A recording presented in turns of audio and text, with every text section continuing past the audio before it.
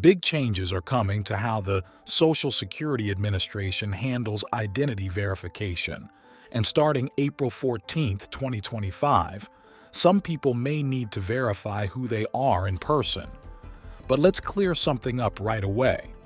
This doesn't mean everyone needs to rush to a Social Security office. In fact, most people won't need to go anywhere at all, especially if they already have a My Social Security account set up online. This online account is your direct connection to Social Security services, and having one means you can manage your benefits, submit applications, and update your information without needing to speak to someone in person. My wife and I set ours up a while ago, even though we're years away from needing benefits. It's just smart to be prepared. If you already have that account, these new rules won't affect you in any major way. Now the confusion seems to be coming from the fact that in certain situations, and only if you don't have an online account, you'll be asked to confirm your identity in person. There are just 4 specific scenarios where this applies. One is when you're applying for retirement benefits. Another is if your spouse has passed away and you're trying to claim survivor benefits. Then there's auxiliary benefits, which could include spousal or child benefits based on someone else's record. And lastly, if you need to change your direct deposit details or mailing address, especially if you receive paper checks, and you don't have an online account, you'll have to go in and show your ID. If you do find yourself needing to go to an office, it's definitely better to make an appointment ahead of time. That way you avoid long lines, long wait times, and potentially multiple visits. You want to get everything done in one go, especially if mobility or transportation is a challenge for you. That said, there are many people who simply cannot navigate online systems, whether it's due to age, physical limitations, or cognitive issues. Some individuals just can't use a computer, smartphone, or tablet. In these cases, yes, the system does present some difficulty. The Social Security Administration is aware of this and has made exceptions in certain extreme situations, like individuals receiving end-of-life care or those preparing for release from prison.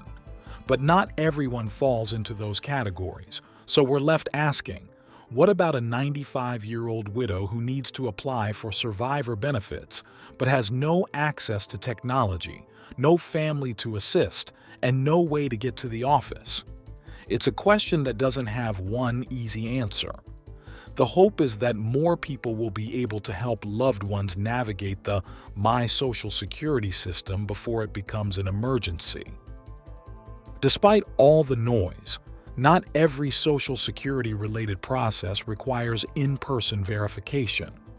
For example, if you're applying for Social Security Disability Insurance, SSDI, Medicare, or Supplemental Security Income, SSI, you can do everything by phone or online, even if you don't have an online account. These types of applications don't require you to show up in person. Unfortunately, some content creators and media sources have been making these changes sound much scarier than they are. One popular claim I saw recently suggested that this whole move is about preventing seniors from accessing their benefits. Another tried linking it to a tweet Elon Musk made about hundreds of thousands of people over 115 years old still being listed as alive in Social Security records. Now, that tweet isn't entirely wrong.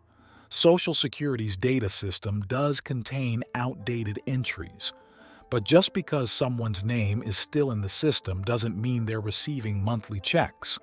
That part has already been proven false.